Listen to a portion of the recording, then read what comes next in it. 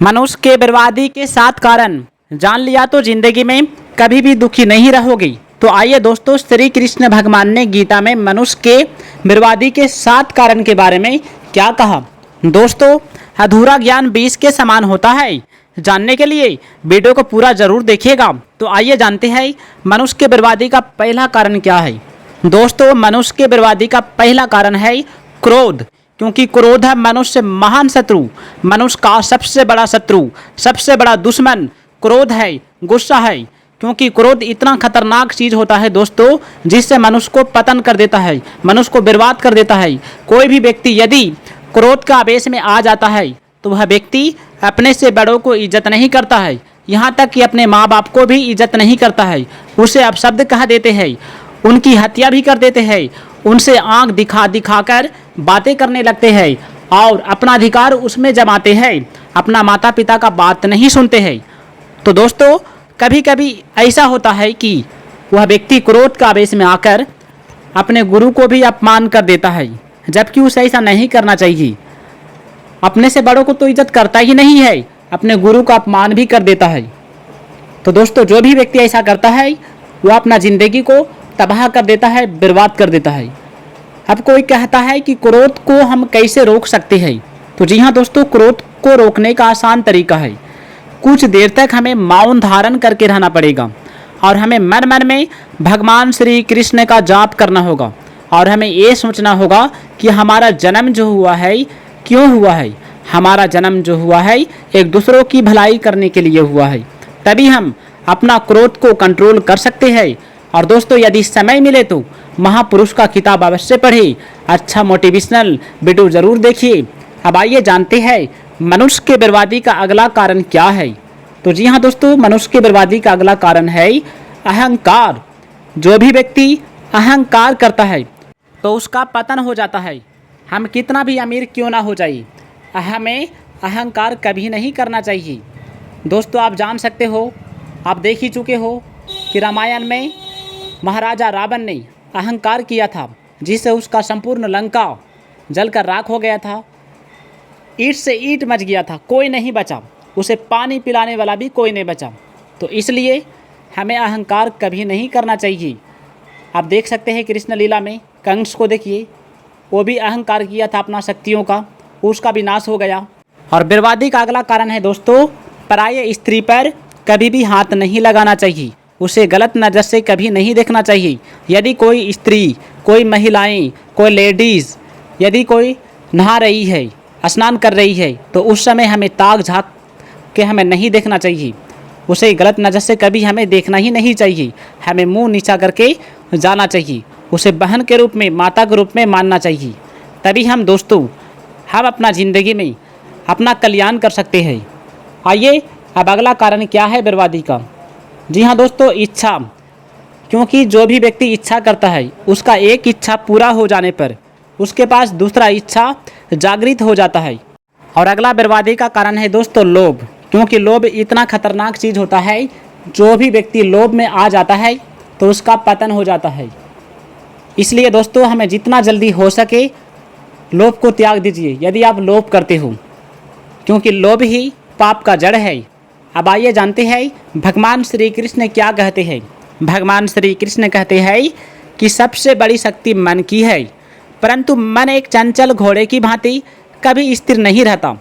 योग के द्वारा चित्तवृत्तियों का विरोध करके जो मन को काबू कर लेता है, उसका मन सर्वव्यापी आत्मा के अधीन होने से वे संसार की समस्त शक्तियों पर अधिकार जमा लेता है। अपने कर्म की अच्छाई और बुराई को हर क्षण परखते रहना चाहिए। मनुष्य के पास कर्म करने का एक ही कसौटी होना चाहिए, उसको ये सोचना चाहिए कि यदि हम इस समय हमारा मृत्यु हो जाए तो हमारा कर्म जो है किस गिनती में आए, और यदि हमसे कोई भूल हो जाए तो तत्काल सुधार लेना चाहिए। हमें ये कभी नहीं सोचना चाहिए कि आज का भूल को कल सुधार लूँगा और कल का भूल को परसों सुधार लूँगा। ऐसा करते करते हमारा ज़िंदगी तबाह हो जाता है। तो दोस्तों, कभी कभी काल जो होता है ना, वो कल का समय नहीं देता है। काल कहता है कि मैं आपको अभी ले जाऊंगा, अभी आपको जाना पड़ेगा, तो हमें जाना ही पड़ता है। आइए अब अगला क्या कहा श्री कृष्ण भगवान ने, कर्म के मार्ग पर चलने के लिए ज्ञान का प्रकाश होना आवश्यक है।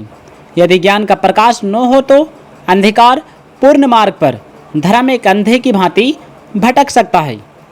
जहाँ जीवन है वहाँ मृत्यु है, जहाँ मंगल है वहीं अमंगल है। केवल सुख पकड़ने जाओगे तो उसी के छाया में दुख को भी खड़ा पाओगे।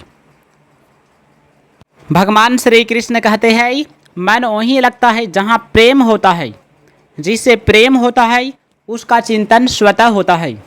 चेतन और नित्य होने के कारण जीव यानी कि आत्मा का भगवान से संबंध स्वतः सिद्ध हो जाता है, क्योंकि यह जीव परमात्मा का ही अंश है।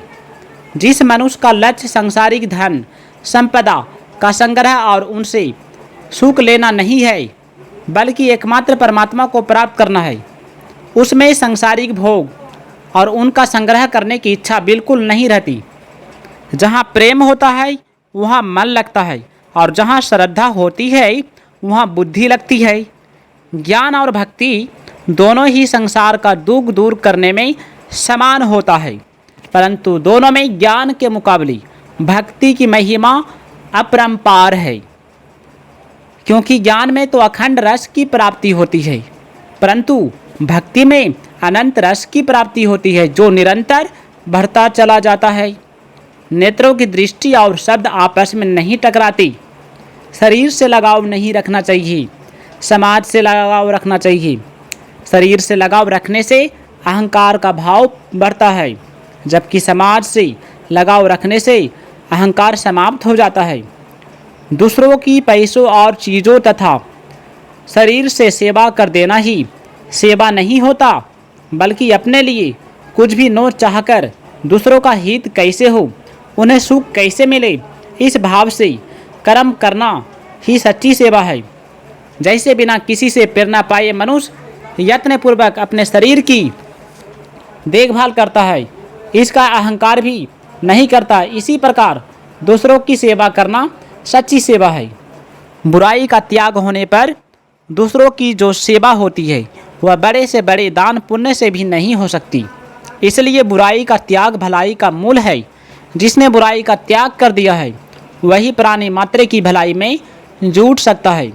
जैसे समुद्र में जल ही जल होता है, ऐसे ही संसार में मृत्यु ही मृत्यु है।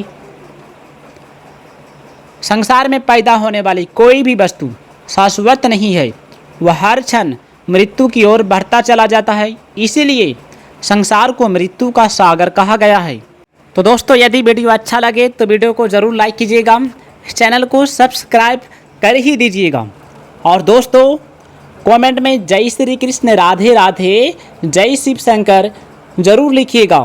तब तक के लिए आपका माता पिता खुश रहिए, आप भी खुश रहिए। धन्यवाद।